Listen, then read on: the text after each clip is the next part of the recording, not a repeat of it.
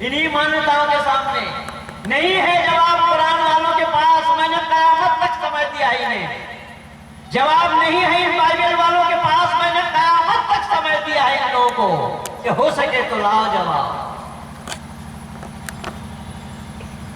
मैंने निवेदन किया, 3 के बगैर किसी काम का बनना संभव नहीं है।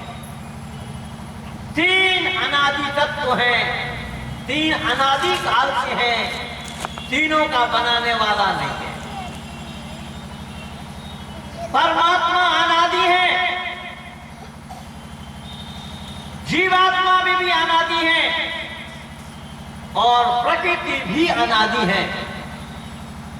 प्रकृति को परमात्मा ने नहीं बनाया और जीवात्मा को भी परमात्मा ने नहीं बनाया। ये तीनों अनादि हैं और तीनों समकालीन हैं। तीनों में से कोई बड़ा नहीं है, कोई छोटा नहीं है, कोई आगे नहीं है, कोई पीछे नहीं है, तीनों बराबर से है।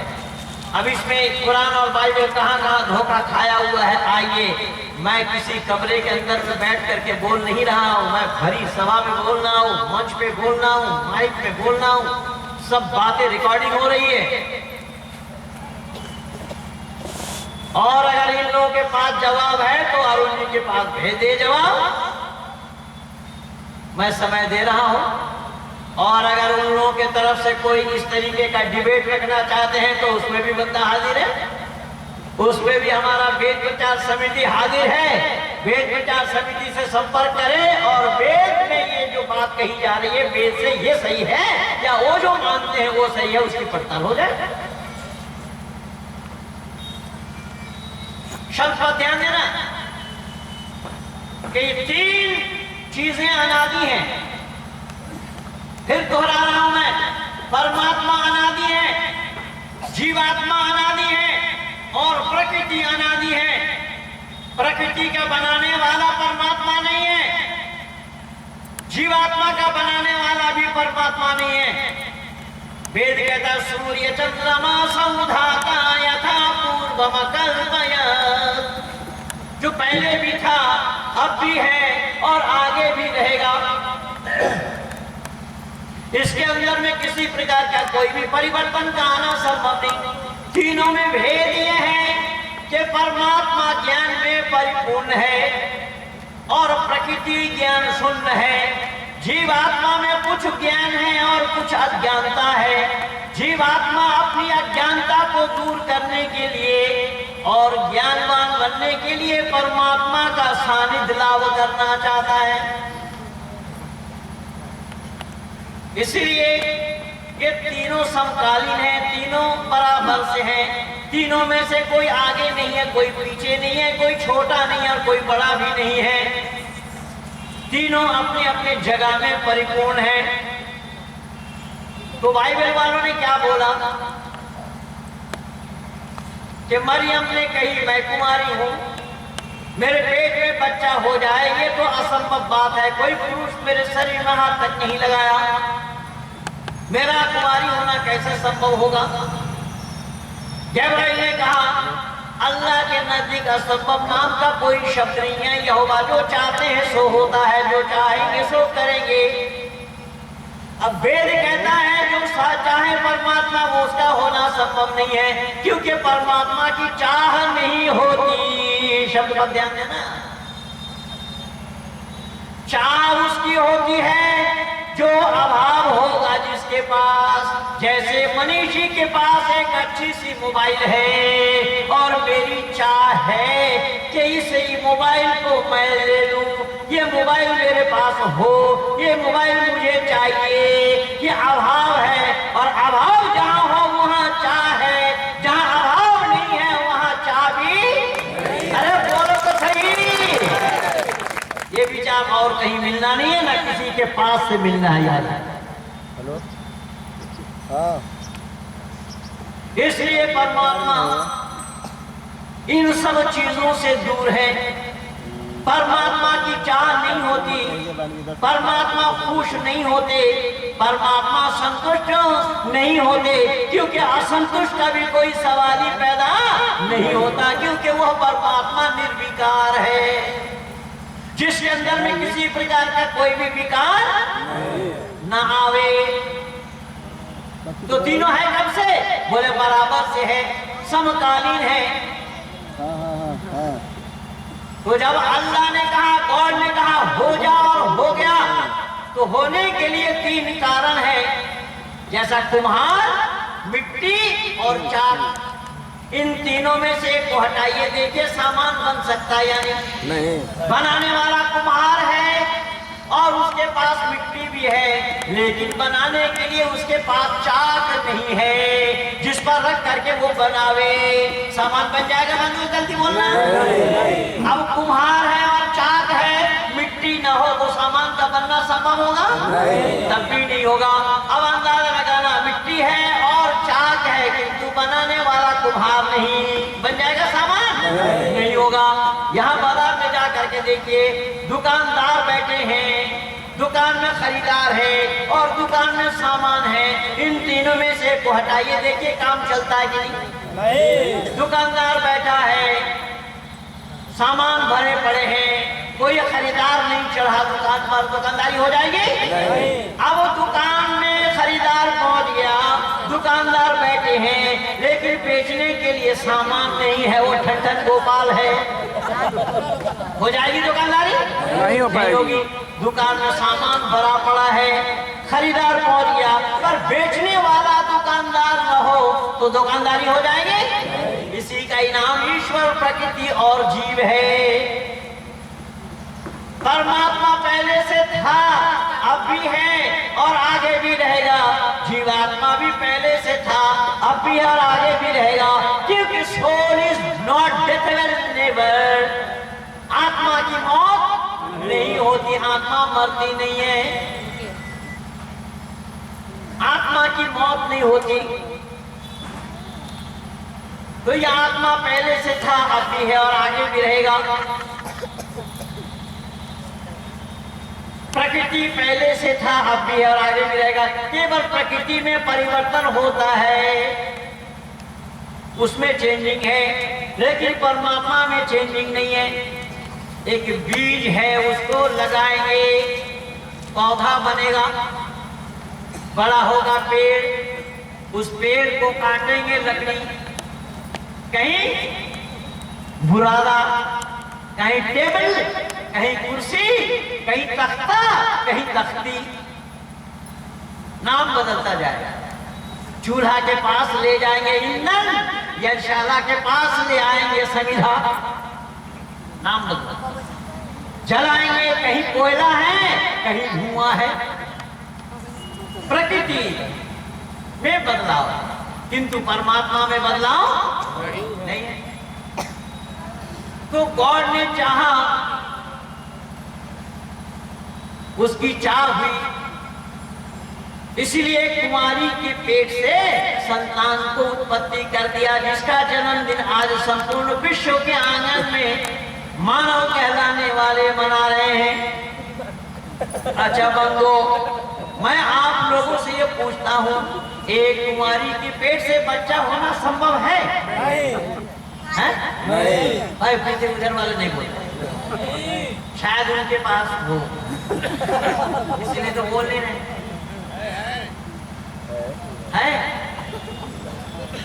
कुमारी के पेट से बच्चा हो जाएगा? भाई बैठे हुए सामने बैठे, वहीं बैठो, वहीं बैठो। अरे बैठा, बैठ जा। परमात्मा चाहेंगे नहीं, पहले बोल लिया ना कि परमात्मा की चाह नहीं होती, सुने नहीं आप? कहाँ से बोल रहे हैं आप? किस किताब से बोल रहे हैं?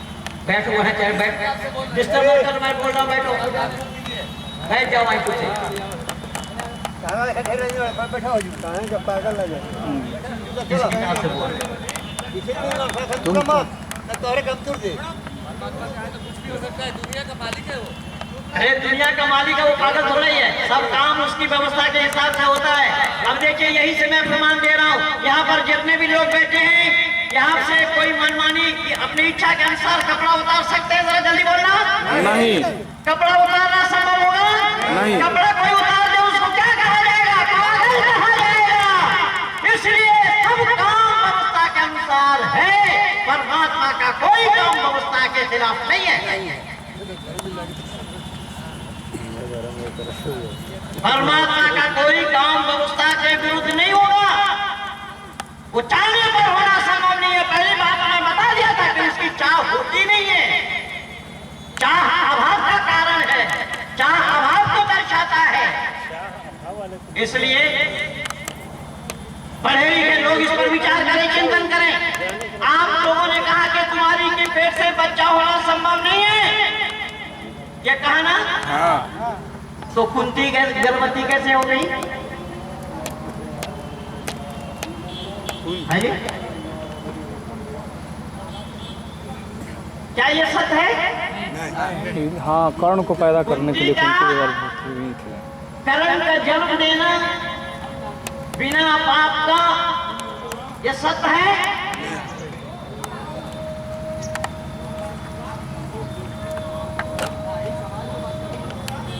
इधर देखिए, इधर देखिए मेरे तरफ।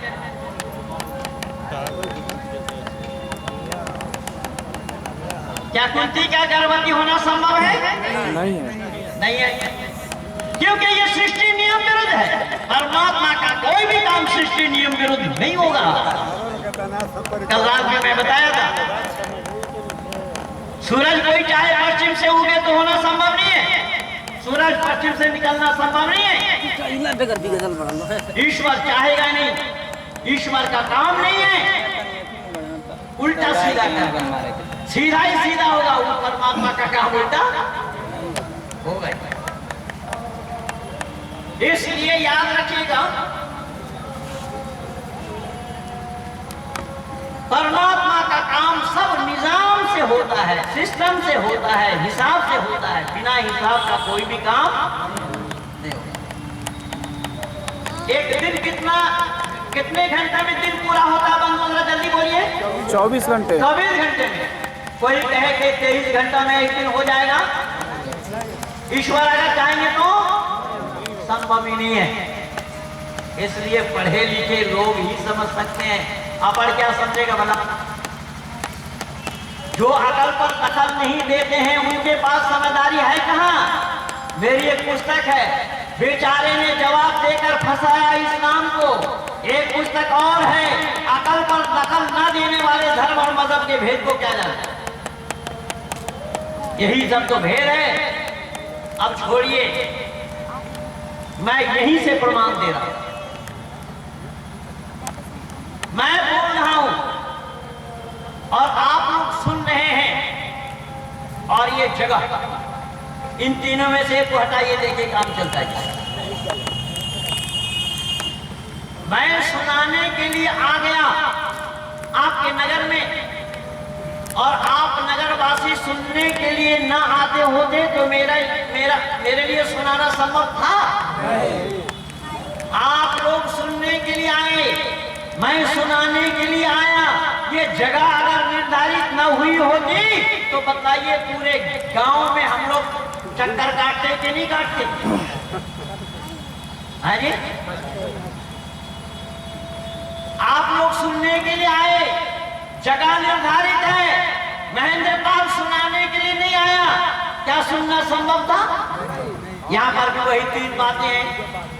फिर देखिए, जहां बोलेंगे मैं वही यही तीन चीज फिट करके दिखा दूंगा।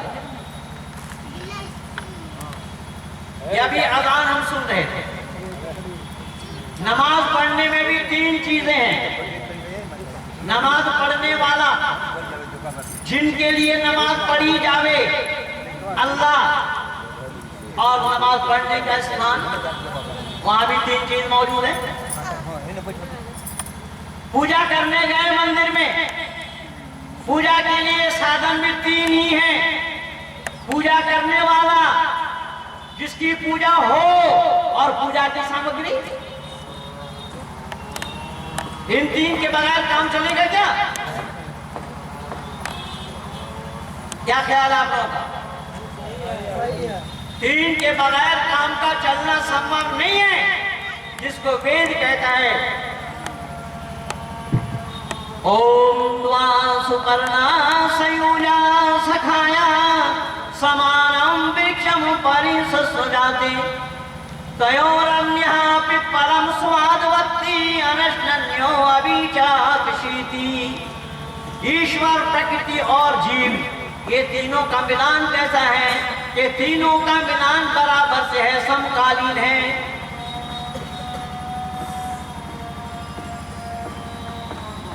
उदाहरण के रूप में एक वृक्ष है प्रकृति। उस प्रकृति रूपी वृक्ष में मानो दो चिड़िया बैठी है, एक परमात्मा रूपी चिड़िया और एक जीवात्मा रूपी चिड़िया। तो जो परमात्मा रूपी चिड़िया है उसको खाना नहीं पड़ता, पीना नहीं पड़ता, मानव जैसा कार्य उसको करना नहीं पड़ता। लेकिन जो जीवात्मा रूपी चिड़िया है उसको खाना भी पड़ता और पीना भी पड़ता है। परमात्मा और जीवात्मा में भेद क्या हो गया? ये परमात्मा सर्वज्ञ है और जीवात्मा अल्पज्ञ है। अब ये जो भाई ये कह रहा था कि अल्लाह अगर चाहेगा हो जाएगा, मैं ये पूछूं, अल्लाह अगर खाना चाहे तो खा सकता है? नहीं बता सकता ये, और ना अल्लाह के लिए खाना संभव होगा। ये कह रहे हैं कि अल्लाह जो चाहता सो होता है। अरे अल्लाह ने चाहा था आदम को सीधा करवाना, शैतान से नहीं करवा पाए। शैतान ने सीधा किया था आदम को, मना कर दिया। अल्लाह ने कहा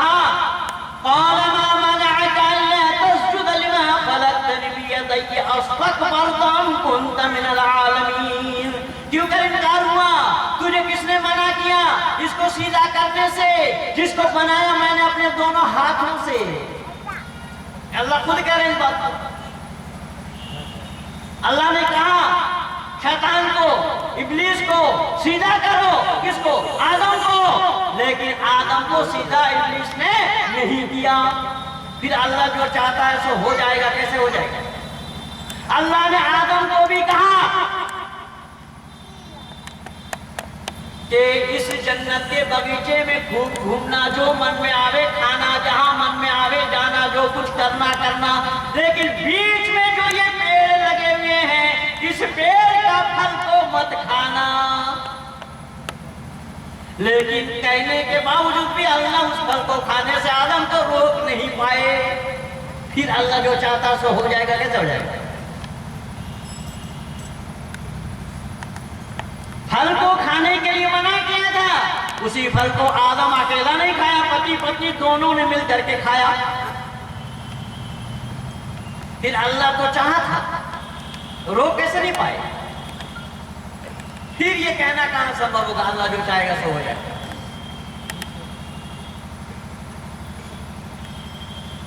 केवल इतना ही नहीं,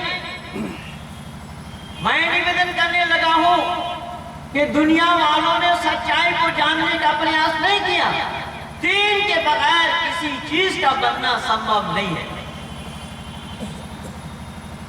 इसलिए परमात्मा ने जीवात्मा को नहीं बनाया, प्रकृति को भी नहीं बनाया। क्योंकि जैसा परमात्मा अनादि है वैसा जीवात्मा भी अनादि, प्रकृति भी अनादि। एक ने मेरे से कहा कि साहब, अगर परमात्मा ने जीवात्मा को बनाया नहीं तो जीवात्मा का मालिक परमात्मा कैसा हो जाएगा? मैंने कहा बिना बनाए हो। शब्द पर ध्यान देना इधर। बिना बनाए मालिक होगा। बोले बिना बनाए कैसे मालिक होगा? बनाने वाला ही मालिक होता है। मैंने कहा बिना बनाए मालिक होगा कैसे होगा? उसको जानना पड़ेगा, समझना पड़ेगा, दिमाग में बात जमाना पड़ेगा तभी बनेगी। बोले बिना बनाए मालिक कैसे होगा? अब देखिए मैं यहीं से उदाहरण दे रहा हूं। ये जितने भी माइक वगैरह है, यहाँ जितने भी सामान है, ये मेरा है या यहाँ की है? यहाँ की। अगर कोई एक माइक ले जाना चाहेगा, मैं ले जाने दूंगा क्या? आप लोग ले जाने देंगे क्या? क्या ये सामान हमारा और आपका है या ये माइक वाले का है? तो बिना बनाए इसको बना करके हम मालिक बने हैं या बिना बनाए मालिक बने? हमारा लीजिए यहीं पर। हमारा ये शामियाना लगा हुआ है, हमारी ये व्यवस्था है। इस व्यवस्था में कोई भंग डाले तो क्या हम भंग डालने देंगे? इसके मालिक हम हैं, यह टेंट वाला है या जिनकी व्यवस्था जिन्होंने लगाए हैं वो है। लेकिन हम लोग भी मालिक इसके बनाने के बाद है या बिना बनाए मालिक है? क्यों कि इससे लाभान्वित हम हो रहे हैं, इसलिए सुरक्षा का भी दायित्व हमारा। समझ में आ रही है बात? यही कारण बना कि जिस राष्ट्र में हम रह रहे हैं उस राष्ट्र की सुरक्षा भी हमारे ऊपर है, उसका दायित्व भी हमारे ऊपर है। लेकिन दुर्भाग्य है कि कुछ लोग रहते इसी राष्ट्र में, राष्ट्रीयता की भावना उनके दिल में नहीं है, किसी और मुल्क की तरफ टकटकी लगा कर बैठे। इसलिए मैं उनके लिए कहना उचित समझता हूँ कि किसी के लिए बड़ी है गीता, किसी के लिए कुरान, मेरे लिए तो सबसे बड़ा है मेरा हिंदुस्तान। जिनके लिए है मुल्क से बढ़कर मजहब कहा दे, गद्दारों से कह दो वो खाली कर दे मेरा देश। भारत माँ की जय न कहो तो लेंगे का जुबान, मेरे लिए तो सबसे बड़ा है मेरा हिंदुस्तान। तो उन्होंने कहा साहब बिना बनाए मालिक। मैंने कहा बिल्कुल, हम ट्रेन में सफर करते हैं, ट्रेन में सफर करते समय अगर ट्रेन को कोई नुकसान पहुंचाना चाहता है तो उसे हम रोकते हैं या नहीं रोकते? बोले रोकते हैं। कि ट्रेन के मालिक हम हैं या रेल कंपनी है या भारत सरकार है? सफर करने के लिए हम मालिक हैं। ट्रेन में दिन में बत्ती जलाकर लोग चल रहे हैं, आपने देखा ये राष्ट्रीय संपत्ति है, आपने बंद कर दिया, तो इसकी सुरक्षा की दायित्व हमारा और आपका है या रेल कंपनी का और भारत सरकार का ही है? ये ज्ञान भी हमारे पास होना चाहिए या नहीं होना चाहिए? लेकिन आप देखेंगे गाड़ी में दिन में बत्ती जला के लोग चल रहे हैं, उसको होश ही नहीं है कि बत्ती की आवश्यकता है। ऐसे नालायक लोग भी हमारे इस रात में हैं। कई बार मैं पूरा कंपार्टमेंट का बत्ती बंद करता रहता हूँ, लोग सोचते कि ये सारा पागल है। कई बार मुझे कहना भी पड़ता है कि भैया राष्ट्रीय संपत्ति है तो कम से कम इतना दायित्व तो हमारा और आपका होना चाहिए। उसने बोला कि साहब बिना बनाए मालिक ये गले के नीचे नहीं उतर रहा है। मैंने कहा कि साहब बनाने वाला मालिक होता है? बोले जी हाँ। मैंने कहा कि पहले जिया जी आप ये बताइए कि आप शादीशुदा हैं या बैचलर हैं? बोले नहीं मैं शादीशुदा हूं। मैंने कहा अगर आप शादीशुदा हैं तो आप अपने पत्नी के मालिक हैं? बोले जी हाँ। मैंने कहा पत्नी के मालिक आप हैं? बोले जी हाँ। मैंने कहा कि पत्नी का बनाने वाला आप हैं या आपका ससुर है? पत्नी को बनाया आपके ससुर और आप मालिक कैसे हो गए? जब बनाने वाला मालिक होगा तो उसको मालिक होना चाहिए पिता को, या बिना बनाए मालिक। लेकिन अकल हो तब तो समझे, अकल को तो इन्होंने गिरवी रख रखा है। इसीलिए मैंने वीडियो में भरा भी और मेरी पुस्तक में भी है, मजहब अंदर बुद्धि बाहर। मजहब के अंदर आने से बुद्धि बाहर हो जाती। तो बेचारे ने जवाब देकर फसा नाम से जो पुस्तक मैंने लिखी, तो उसमें मुशफिक सुल्तान नाम का एक पढ़ा लिखा मुसलमान ने जवाब दिया कि चंद लम्हा के लिए हजरत आदम अलैहिस्सलाम अल्लाह के रास्ते से भटक चुके थे। देखिए उसने क्या बोला, उसने बोला कि लम्हा के लिए हजरत आदम अलैहिस्सलाम अल्लाह के रास्ते से भटक चुके थे। मैंने कहा कि अल्लाह के रास्ते से भटक चुके थे, इसका मतलब ये हुआ जब अल्लाह ने साफ कहा है कि जो मेरे सीधा रास्ता पर रहेगा उसको तू भटका नहीं सकता। क्या अल्लाह ने कहा शैतान को, और शैतान ने क्या कहा?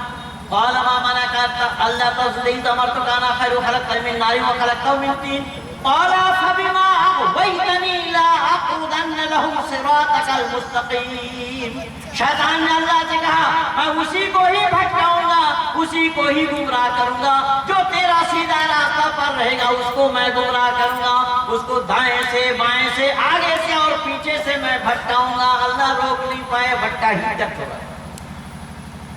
फिर अल्लाह ने जो चाहा सो काम हुआ।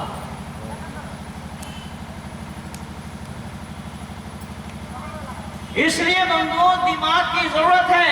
हम इंसान हैं, मानव हैं, और मानव उसी का इनाम है। मत्वा कर्मणि सिद्धते,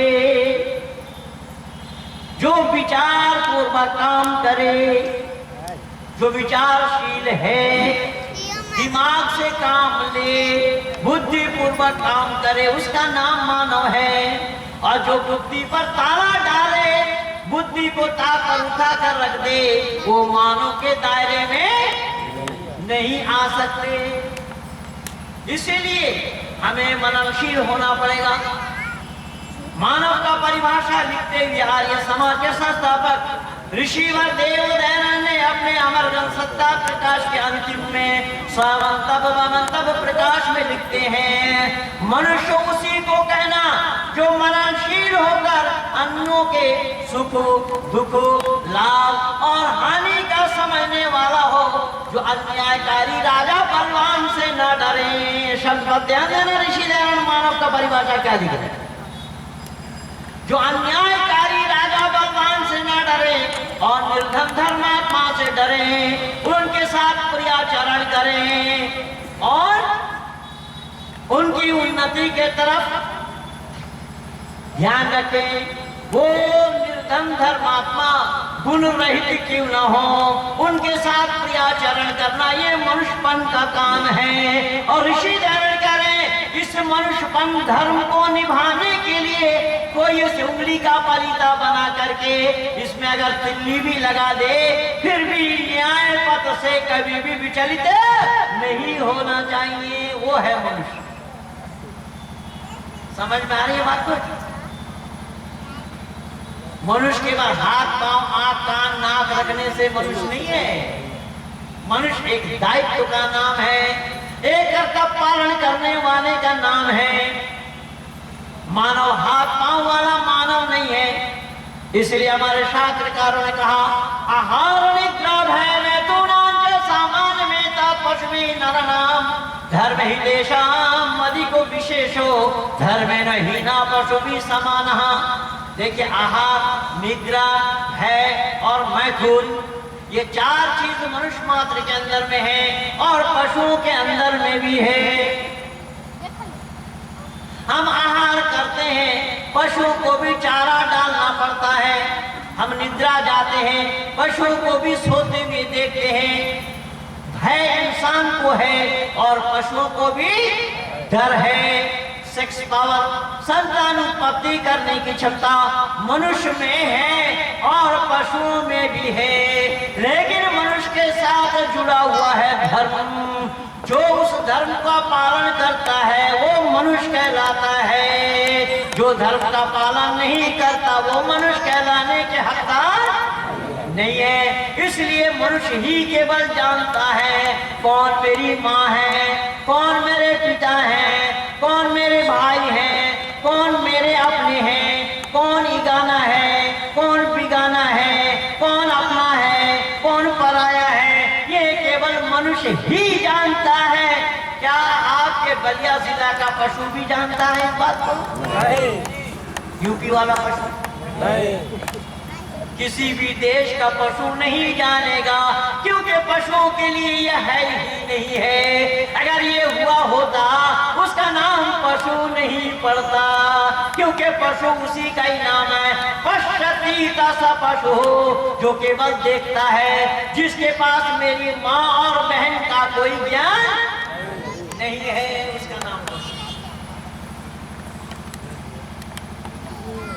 पशु नहीं जानता कौन मेरी माँ है, कौन मेरे पिता है, कौन मेरे भाई है, कौन मेरे इष्ट है, कौन मेरे मित्र हैं। ये पशु नहीं जानता, केवल मानव ही जानता है।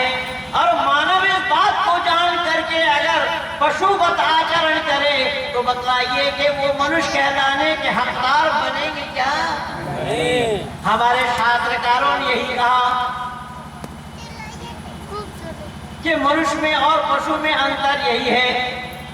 मनुष्य में दायित्व लगा हुआ है, दायित्व का निर्वाह मनुष्य को ही करना है, दायित्व का पालन मनुष्य को ही करना है। जो मनुष्य दायित्व का निर्वाह पालन नहीं करता। इसीलिए तो मैं पहले ही बोल चुका था कि मनुष्य वो है जो मननशील होकर अन्यों के सुख दुख लाभ और हानि को समझने वाला हो, उसका नाम मनुष्य है। लेकिन रोजाना टीवी में आप लोग देख ही रहे हैं बगदादी का अत्याचार को। देख रहे हैं कि नहीं देख रहे भाई? अरे किस तरीके से मनुष्य को मारा जा रहा है। जो उसके साथ गद्दारी करता है, यानी जो उसके साथ रह करके जासूसी करता है, उन लोगों को भी किस तरीके से लाइन की लाइन खड़ा करके मार रहा है, जिंदा आदमी को आग लगा रहा है। अगर अन्यों के सुख दुख लाभ और हानि का समझने वाला होता तो यह अमानवीय कार्य करता क्या? अरे मानव में और पशु में यही तो भेद है, वही तो शास्त्र ने बताया। और बताया क्या कि मनुष्य केवल कहलाने वाला नहीं है, हाथ पांव आंख कान नाक रखने वाले का नाम मनुष्य नहीं है। मनुष्य वो है जो मननशील होकर दूसरों के सुख दुख लाभ और हानि का समझने वाला है। जब दूसरों के सुख दुख लाभ और हानि को नहीं समझते हैं तो क्या वो मनुष्य कहलाने का हकदार बनेंगे? कदापि नहीं। केवल मुंडी हिलाइएगा बात बनेगी नहीं, कदापि बोलना पड़ेगा।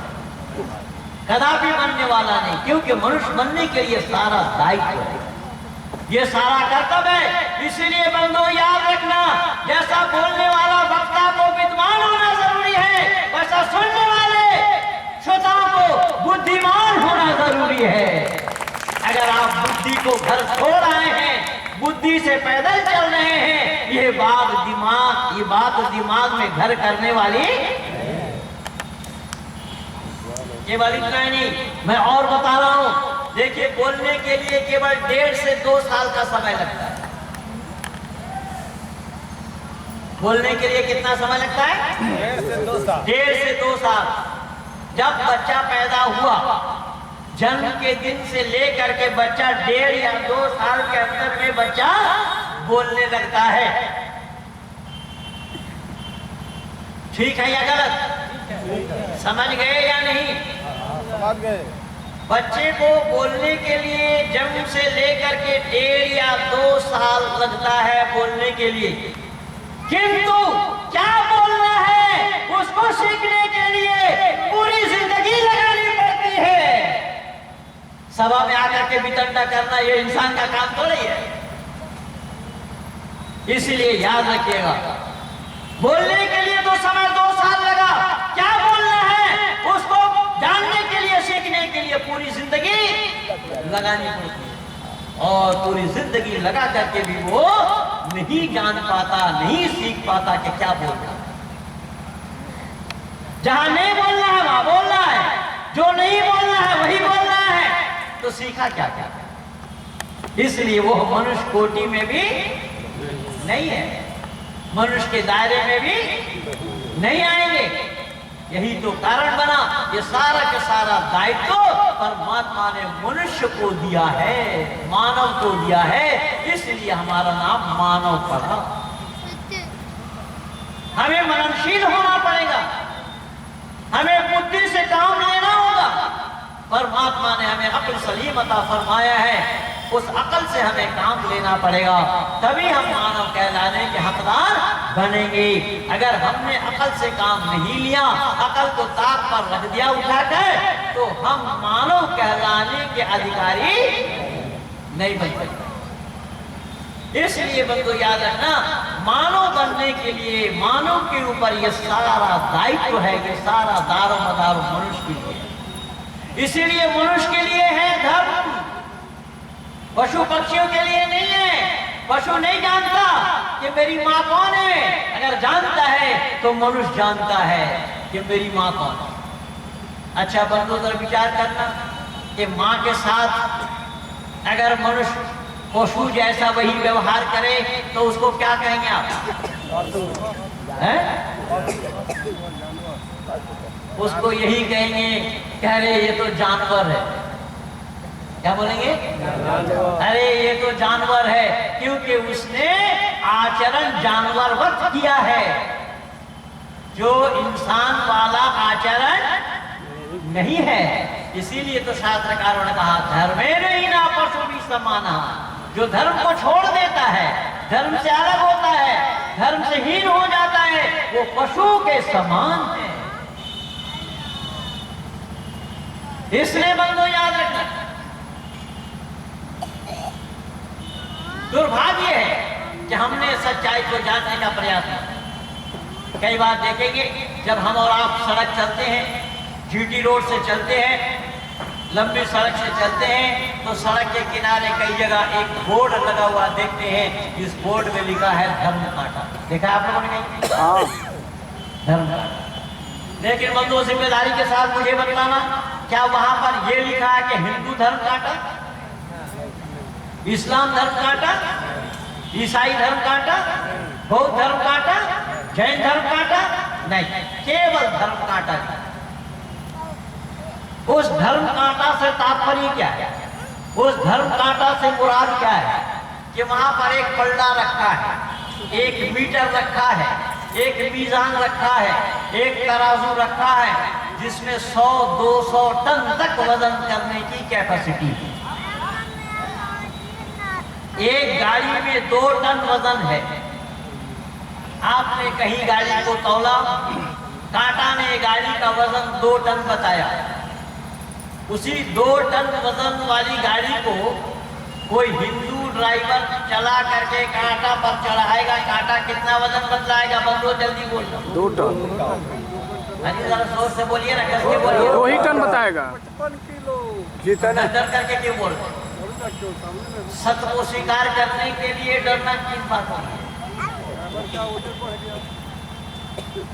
हिंदू ड्राइवर गाड़ी को चलाकर कांटा पर चढ़ाया, कितना वजन बदलाया? और उसी गाड़ी को कोई मुसलमान ड्राइवर लेकर के चढ़ाएगा, कांटा पर कितना बताएगा? कोई ईसाई ले जाकर के चढ़ाएगा, कांटा पर कितना वजन बदलाएगा? कोई जैनी ले जाकर के चढ़ाएगा, कांटा पर कितना वजन बदलाएगा? कोई बौद्धिस्ट लेकर के चढ़ाएगा, कितना वजन बदलाएगा? कोई सिख लेकर के चढ़ाएगा, कितना वजन बदलाएगा? दैट इज धर्म। इसी का ही नाम धर्म है, अर्थात जहां पर भेदभाव नहीं है, क्योंकि धर्म का काम है मनुष्य से मनुष्य को जोड़ना। समझ में आ रही है बात? धर्म क्या है? मनुष्य से मनुष्य को जोड़ना, और मत मतांतर मजहब का काम है मनुष्य से मनुष्य को जुदा करना। समझ में आ रही है बात? मनुष्य से मनुष्य को जोड़ने वाला काम धर्म का है, और मनुष्य से मनुष्य को अलग करने का काम, जुदा करने का काम, मनुष्य से मनुष्य को लड़ाने का काम, झगड़ा कराने का काम मजहब का है, मत और पंथ वालों का है, रिलीजन वालों का। अब कहेंगे कैसा? मैं बिल्कुल समय पर पहुंच चुका हूं, जो समय मुकर्रर था। केवल उदाहरण देकर के विराम दे देता हूं। हो सकता है 2 मिनट का समय मैं आप लोगों का ले लूं, लेकिन दूंगा भी अपना भी, दूंगा मैं अपना भी। अंदाजा लगाइए, मैं आप लोगों से पूछ रहा हूं कि महात्मा बुद्ध का नाम जब सिद्धार्थ था, उस समय धरती पर कोई बौद्धिस्ट था क्या? नहीं। जब सिद्धार्थ को वैराग आया, ये सोते हुए बीवी बच्चे को छोड़कर घर से निकल पड़े, जंगल जंगल में तपस्या करते रहे। सुजाता नाम की महिला हलवा या पायस बना करके ले आई, महात्मा जी के सामने प्रस्तुत करते हुए कहली, महात्मा जी बीच के तार को इतना न कसिए जो टूट जावे, इतना ढीला भी छोड़ना उचित नहीं जो बजना बंद कर दे। अर्थात शरीरम मातम कुलु धर्म साधनम, शरीर का रक्षा करना ही धर्म है। बड़ी लंबी कहानी। और उस हलवा का सेवन करने के बाद तब में बन हुए, काफी अर्सा के बाद इनका नाम महात्मा बुद्ध पड़ा। जब ये महात्मा बुद्ध बन गए, तब दुनिया वालों के सामने इन्होंने नारा लगाया, बौद्धम शरणम गच्छामि, दुनिया वालों को बौद्धिस्ट बनाया। लेकिन बंधु, मैं आप लोगों से पूछना चाहता हूँ, उन्होंने बौद्धिस्ट किनको बनाया? आप लोगों से ही पूछ रहा हूँ, जल्दी पूछिए।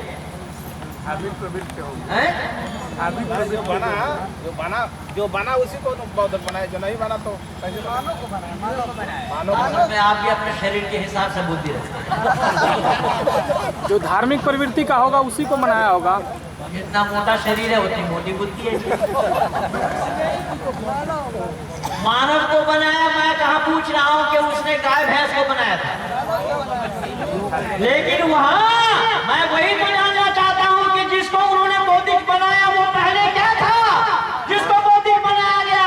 अरे इतिहास के पन्नों को टकरो, आदि सृष्टि से पढ़ते आओ, आदि सृष्टि से किताब का अवलोकन करते आओ, पता लगेगा एक वैदिक धर्मी को छोड़ करके दुनिया में कोई नहीं। उन्होंने अगर बनाया तो उन बौद्धिक बनाया तो इसी वैदिक धर्मियों को बौद्धिक बनाया। अगर आज तक बुद्ध का आगमन न हुआ होता तो धरती पर बौद्धिक कौन बनता भाइयों? याद रखिएगा, महात्मा बुद्ध को अलग कर देंगे तो बौद्ध मत का अस्तित्व समाप्त हो जाएगा,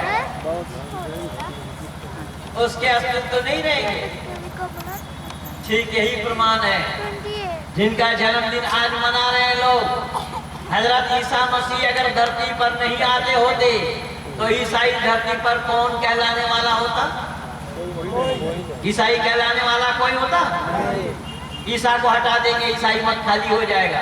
लेकिन हमारे सत्य सनातन वैदिक धर्म में से राम को हटाइए, कृष्ण को हटाइए, राम के पिता दशरथ को अलग कर देंगे, कृष्ण के पिता वासुदेव को भी हटा दीजिए, इसमें कोई परिवर्तन नहीं आया है, न आ सकता है, न लाया किसी ने और न किसी के लिए लाना संभव है।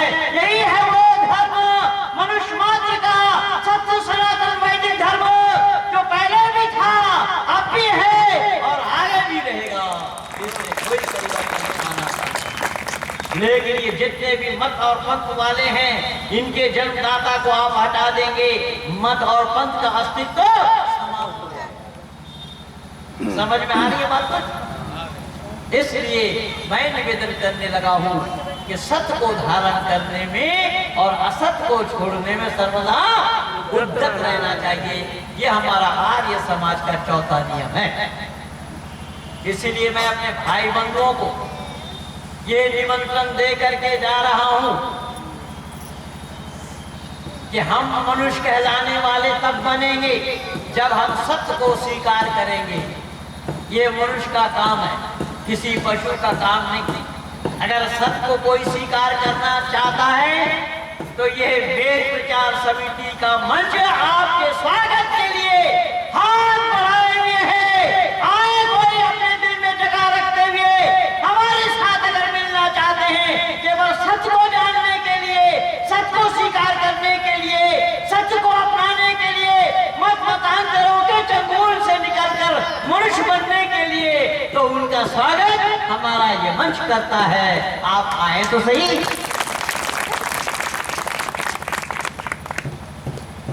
हमें मनुष्य बनता है, क्यों? कि हमें इन मत पंथ और इन मतांतरों के चंगुल से बाहर निकलना है। मनुष्य बनने के बाद ही हम अपना दायित्व का निर्वाह कर पाएंगे। मनुष्य बनने के बाद ही हम अपना कर्तव्यों का पालन कर पाएंगे।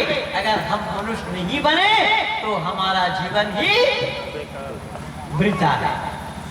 तो जितना समय मुझे मिला था मैं उससे 5 मिनट ज़्यादा चला गया हूँ। मैं माफ़ी मांगूंगा नहीं, क्योंकि माफ़ हमारे यहाँ होता ही नहीं है। लेकिन इतना तो ज़रूर मैं कह दूँ, पहले भी कहा था 5 मिनट का समय मैं केवल आप लोगों का लिया नहीं। अगर आप इतने लोगों का लिया हो, मैं अकेला भी अपना 5 मिनट का समय दिया हूँ। इसीलिए खेल ड्रॉ चल रहा है। इन्हीं शब्दों के साथ कहिए भारत माता की जय। पूज्यपाद पंडित जी का कोटिशः बहुत बहुत धन्यवाद। इस मंच के माध्यम से खुली चुनौती दी जाती है, जिसके मन में जो शंकाएं हो वो पूछ सकते हैं, निर्भीक होकर के पूछ सकते हैं, शालीनता का परिचय देते हुए पूछ सकते हैं। आपके शंकाओं का समाधान अवश्य दिया जाएगा। और इस मंच से ऐसी कोई बात नहीं की जाती जो सिद्धांत के विहीन हो, वेद के विरुद्ध हो। हमारी बात वैज्ञानिकता के आधार पे होती है, हमारी एक एक बातों का जो है वैज्ञानिकता के आधार पे है, एक एक क्रियाएं हमारी वैज्ञानिकता के आधार पे है। कोई ऐसा सिद्धांत आपको प्रतीक नहीं होगा जो गलत कसौटी पर उतरे। अतः आप लोगों से निवेदन है, आप लोगों के मन में जिस प्रकार की भी शंकाएं पैदा हो, आप लोग लिख कर इस मंच के माध्यम से दे सकते हैं। इस मंच के माध्यम से बोला गया है उस पर संदेह हो गई है, वो दे। हाँ, यहाँ जो बातें आप लोगों को बतलाई जा रही है, जो बोला जा रहा है, इन बातों में अगर कुछ आपको शंका हो, आप लोग पूछने के लिए स्वतंत्र हैं। अब मध्याह्न का यह सायंकालिक काल का यह कार्यक्रम समापन करते हुए शांति पाठ करेंगे। सूचना, विशेष सूचना, आज इस वेद प्रचार सेवा समिति का आज अंतिम 5वां दिन है। 5वें दिन का रात्रिकालीन सत्र शाम को 6 बजे से लेकर के 11 बजे रात तक चलेगा। आप सभी नगरवासियों से पुनः निवेदन कर रहा हूं कि आज आप लोग अधिक से अधिक संख्या में आएं और हमारे पास पर्याप्त मात्रा में विद्वान है, हर तरह के विद्वान है, उच्च कोटि के विद्वान है। आप इन विद्वानों का लाभ ले सकते हैं और अपने जीवन को धन्य बना सकते हैं। देखी सब है, ये मंच राउर हो, ये गांव राउर हो, ये वेद प्रचार समिति राउर हो। विद्वान विदुषी जे भी आएगा वो बाहर के आएगा। आज अंतिम कार्यक्रम के दिन बा, अंतिम बेला में यानी रात के 6 बजे से 11 बजे तक 10-15 मिनट एदे उन्हें हो सकेला।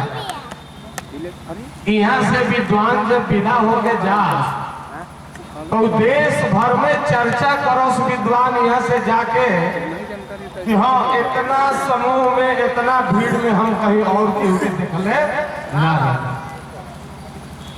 विशेष निवेदन बा कि अंतिम अवसर पर रउआ सब लाभ उठाई।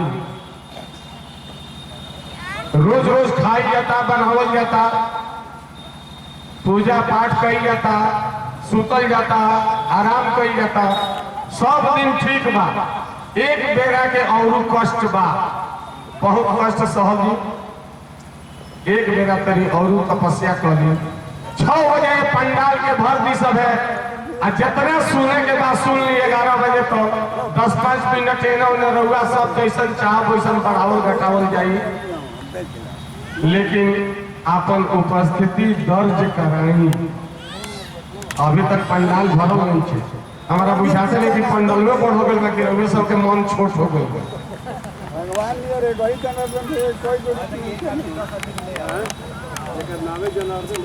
अब यह बात देखे के बाद हमार निवेदन बा, प्रार्थना बा कि रउआ सब कितना संख्या में 9 बजे आवत आ समय से आ जाए। मान लिया कि मेरा तनी नहीं खाए, चाहे तनी हल्के फुल्के खा के आई। ऐसा बहाना करे लायक नहीं है कि ठंडा बहुत पड़ता, इहो कहे लायक रुआ नहीं थी। भगवान तो ऐसा दिन बनौले बानी आकि अब इतना बढ़िया दिन कबो बनले ना रहे। तो हमारी ये प्रार्थना बा, आ देखी हम झोरी फैलौले बने, हमारा झोरियों में कुछ कुछ डाल दे। सवेरे तो आचार्य जी के झोरी भर देनी सब है, हमार झोरी अभी खाली बा। बताई हतना बड़ा पंडाल, हतना बड़ा आयोजन, हमारा के सहयोग ना कर हम कहाँ कहाँ जाए, अपना साथी लोग कहाँ कहाँ भेजो, कौना कौना दुआरी भेजो, कतनो घूमो कोनो दुआर छुटिए जाए। एले बढ़िया बा कि रउआ सब आई हमारा झोरियों में कुछ डाल दिए, आई अपनो झोरी में भर के ले जाइए। यह कहा के बा, यह निवेदन बा। ओम शांति। पंडित जी का प्रवचनों को सुन करके हमारे श्री सूरज देव पटेल जी 51 रुपये का सहयोग दिए।